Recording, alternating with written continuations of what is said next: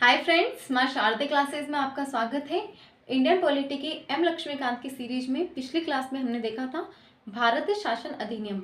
आज हम जानेंगे भारत शासन अधिनियम 1935। भारत शासन अधिनियम 1935 ये अधिनियम भारत में पूर्ण उत्तरदायी सरकार के गठन में एक मील का पत्थर साबित हुआ।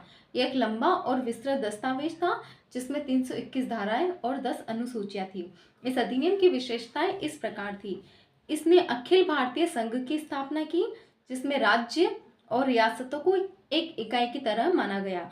अधिनियम ने केंद्र और इकाइयों के बीच 3 सूचियों, संघ सूची जिसमें 59 विषय थे, राज्य सूची 54 विषय और समवर्ती सूची दोनों के लिए 36 विषय के आधार पर शक्तियों का बंटवारा कर दिया।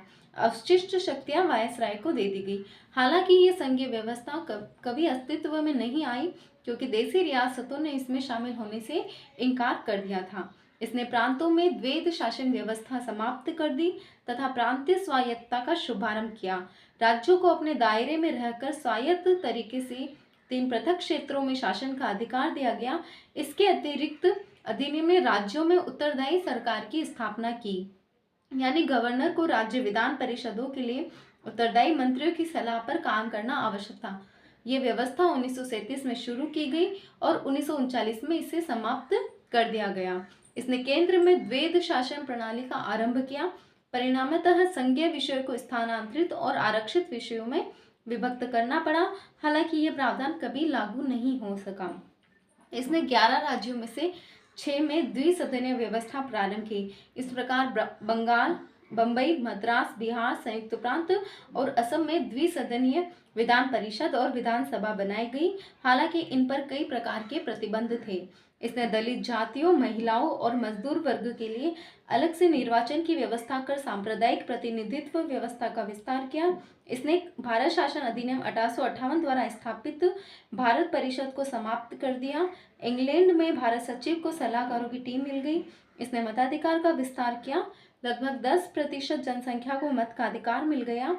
इसके अंतर्गत देश की मुद्रा और साख पर नियंत्रण के लिए भारतीय रिजर्व बैंक की स्थापना की गई। इसने न केवल संघीय लोक सेवा आयोग की स्थापना की बल्कि प्रांतीय सेवा आयोग और 2 या अधिक राज्यों के लिए संयुक्त सेवा आयोग की स्थापना भी की। इसके तहत 1937 में संघीय न्यायालय की स्थापना हुई। तो जानेंगे भारत शासन अधिनियम 1935। भारत शासन अधिनियम 1935। भारत शासन अधिनियम 1935। ठीक है। भारत शासन अधिनियम में क्या था? इसमें 321 धाराएं थी। क्या था? 321 धाराएं। ठीक है। और कितनी अनुसूचियां थी? 10 अनुसूचियां। ठीक है।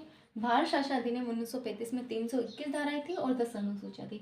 अभी भी हम देखते हैं कि जो हमारा संविधान है इसमें 400 से ज़्यादा अनुच्छेद है ना, और 12 अनुसूचियां हैं। तो कहीं ना कहीं उसकी पृष्ठभूमि हमें भारत शासन अधिनियम 1935 से मिलती है कि ये जो कानून बनाया गया था इसके अंदर ये खुद भी अपने आप में एक विस्तृत कानून था।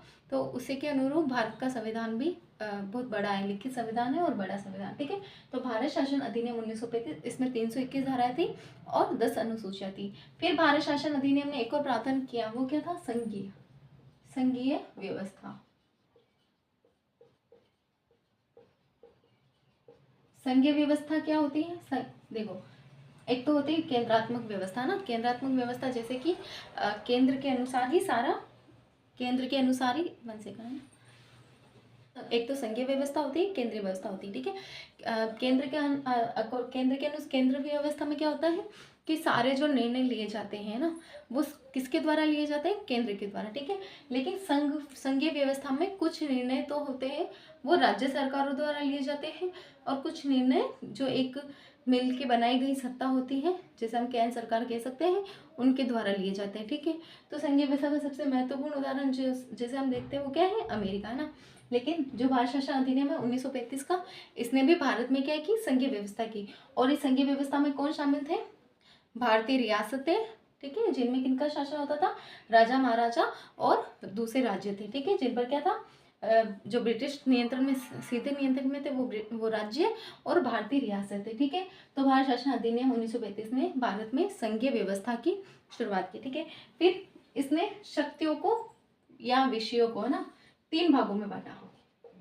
किसने बांटा? भारत शासन अधिनियम ने विषयों को 3 भागों में, मतलब 3 सूचियां बनाई ना, संघ सूची, राज्य सूची और क्या थी? संघ सूची, राज्य सूची और तीसरी क्या सूची होती है? समवर्ती सूची। आज भी हम देखते हैं भारत के संविधान की 7वीं अनुसूची में इन सूचियों का वर्णन किया गया ना, समवर्ती सूची। ठीक है, संघ सूची में कितने विषय रखे गए थे? 59 विषय। राज्य सूची में कितने विषय रखे गए थे? 54 विषय ना, और समवर्ती सूची में 36 विषय। ठीक है, तो भारत शासन अधिनियम में 321 धाराएं थी, 10 अनुसूचियां थी। भारत शासन अधिनियम 1935 ने भारत में संघीय व्यवस्था की शुरुआत करी और इसने विषयों को या शक्तियों को या कार्यों को 3 भागों में बांटा, संघ सूची, राज्य सूची और समवर्ती सूची। संघ सूची में 59 विषय रखे गए और इस पर जो निर्णय लेने का या इन पर जो कार्य करने का दायित्व, मतलब कार्य करने का उत्तरदायित्व वो किसका था? संघ सूची वाले संघ का था, है ना। और राज्य सूची, राज्य के पास ये 54 विषय थे, वो इन 54 विषयों पर उनकी विधान परिषद की सहायता से कार्य कर सकते थे। और समवर्ती सूची पे संघ और राज्य दोनों मिलकर काम करते थे। ठीक है, तो संघ पर केंद्र के द्वारा काम किया जाता था, राज्य सूची पर राज्यों के द्वारा और समवर्ती सूची पर दोनों के द्वारा। ठीक है, फिर दूसरा इसने क्या प्रावधान किया? इसने प्रांतों में द्वैध शासन समाप्त कर दिया। क्या कर दिया? प्रांतों में द्वैध शासन समाप्त कर दिया। प्रांतों में द्वैध शासन हमने देखा था क्या था? आरक्षित और हस्तांतरित विषय थे ना, आरक्षित और हस्तांतरित विषय। आरक्षित पे कौन निर्णय लेता था? वायसराय। और हस्तांतरित विषय पर वायसराय विधान परिषद उन सदस्यों की सहायता से निर्णय लेता था जो विधान परिषद के प्रति उत्तरदायी थे। ठीक है, तो भारत शासन अधिनियम ने क्या किया? प्रांतों में द्वैध शासन समाप्त कर दिया और द्वैध शासन आरक्षित और हस्तांतरित विषय था। ठीक है, फिर इसने क्या किया? प्रांतों में द्वैध शासन समाप्त कर दिया और तथा प्रांतीय स्वायत्तता का शुभारंभ किया। ठीक है, मतलब कि अब प्रांतों में द्वैध शासन समाप्त, अब प्रांतों को जो पूरा अधिकार था अपने निर्णय स्वयं लेने का दिया गया। ठीक है, फिर इसने क्या किया? केंद्र में द्विसदनीय व्यवस्था की शुरुआत की। क्या कर दिया इसने?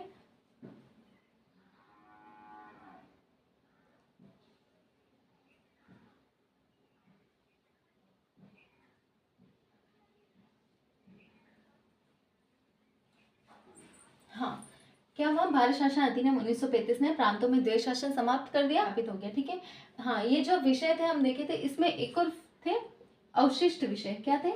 अवशिष्ट विषय। अभी भारत में वर्तमान में अवशिष्ट विषयों पर कानून बनाने की शक्ति इनके पास है, संसद के पास। लेकिन उस समय अवशिष्ट विषयों पर कानून बनाने की शक्ति किसके पास थी? वायसराय के पास। वायसराय के पास। ठीक है, तो भारत शासन अधिनियम 1935 में 321 धाराएं थी, 10 अनुसूचियां थी और संघीय व्यवस्था की शुरुआत हुई। कार्यों को, कानून को या विषयों को 3 भागों में बांटा गया, संघ सूची, राज्य सूची और समवर्ती सूची। ठीक है, अवशिष्ट शक्तियां वायसराय को दी गई। प्रांत में द्वैध शासन समाप्त हुआ, लेकिन केंद्र में द्वैध शासन का शुभारंभ हुआ। ठीक है, फिर 11 प्रांतों में से 6 प्रांतों में द्विसदनीय, 1935 के अधिनियम से 11 प्रांतों में से 6 में द्विसदनीय व्यवस्था की शुरुआत हुई। द्विसदनीय व्यवस्था की शुरुआत।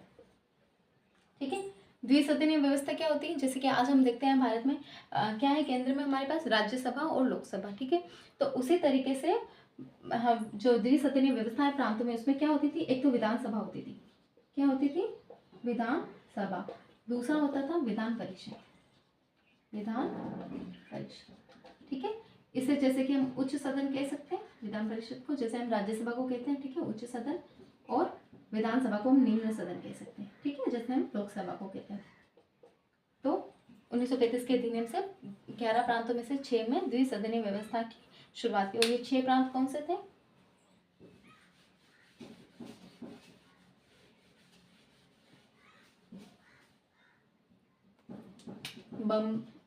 बम्बई, बंगाल, मद्रास, बम्बई, बंगाल, मद्रास, बिहार और संयुक्त प्रांत।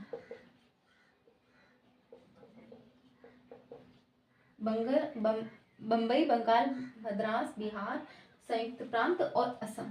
ठीक है, असम 11 में से इन 6 प्रांतों में बम्बई, बंगाल, मद्रास, बिहार, संयुक्त प्रांत और असम में क्या शुरुआत की गई, इनमें शुरू की गई द्विसदनीय व्यवस्था। ठीक है, द्विसदनीय व्यवस्था यानी कि विधानसभा और विधान परिषद का इनमें गठन किया गया। ठीक है, फिर भारत शासन अधिनियम 1935 ने क्या किया, दलितों, महिलाओं और अन्य पिछड़ी जातियों के लिए क्या किया, दलितों, महिलाओं, अन्य जातियों और मजदूर वर्ग के लिए भी सांप्रदायिक निर्वाचन की शुरुआत कर दी। यानी कि क्या क्या, सांप्रदायिक निर्वाचन को विस्तार दिया, सांप्रदायिक निर्वाचन को विस्तार।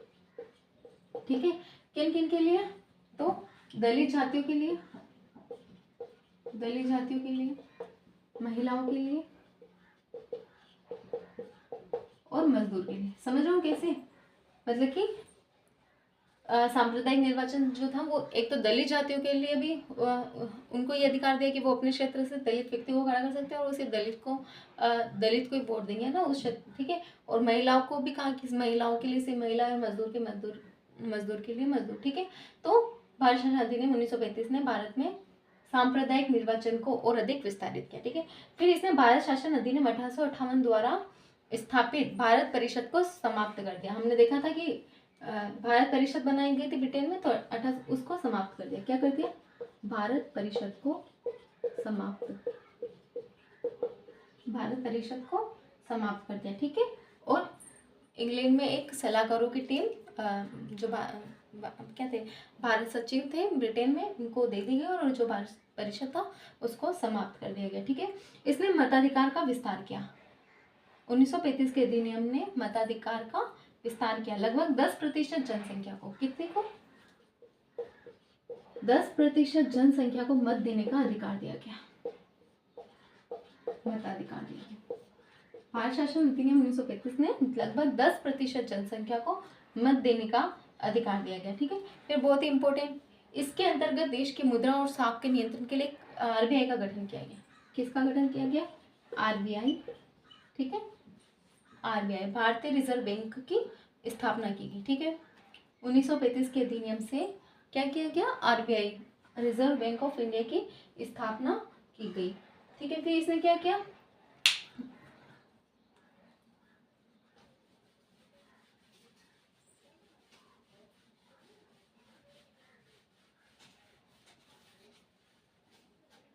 आरबीआई की स्थापना की। फिर इसने क्या किया, न केवल संघ के लिए, न केवल यूपीएससी बल्कि जॉइंट पीएससी, है ना, और स्टेट पीएससी। जॉइंट पीएससी क्या है, जब दो राज्य मिलकर चाहे तो अपने दोनों राज्य मिलकर एक ही सिविल सेवा की परीक्षा करवा सकते हैं ना, एक ही आयोग नियुक्त कर सकते हैं, तो उसे हम कहते हैं जॉइंट पीएससी। ठीक है, यूपीएससी यानी कि संघ लोक सेवा आयोग, जॉइंट पीएससी ने संयुक्त लोक सेवा आयोग, और स्टेट पीएससी जैसे कि हर स्टेट का अपना अलग होता है ना, जैसे कि राजस्थान का आरपीएससी होता है, यूपी का यूपीपीसीएस होता है, एमपी का एमपीपीसीएस होता है ना, तो उसी तरीके से क्या किया गया, 1935 के अधिनियम से यूपीएससी, जॉइंट पीएससी और स्टेट पीएससी की स्थापना का भी प्रावधान किया गया। फिर ठीक है, इसने 1972 में क्या किया, 1937 में, सॉरी, क्या किया, 1935 के अधिनियम ने 1937 में एक संघीय न्यायालय की स्थापना की, संघीय न्यायालय। ठीक है, यानी कि सुप्रीम कोर्ट की स्थापना की। एक बार वापस देख लेते हैं भारत शासन अधिनियम 1935।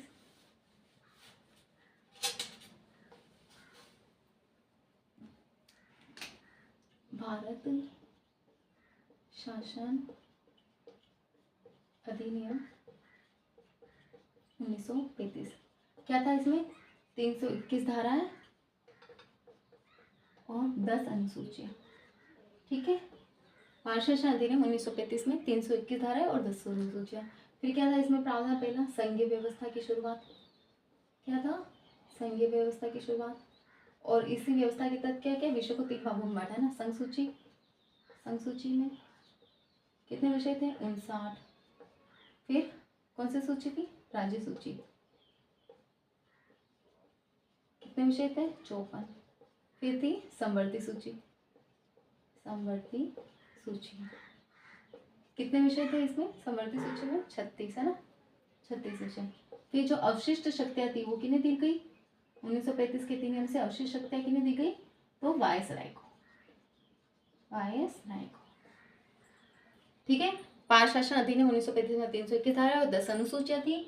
संघीय व्यवस्था का प्रावधान किया गया, हालांकि ये व्यवस्था कभी लागू नहीं हुई।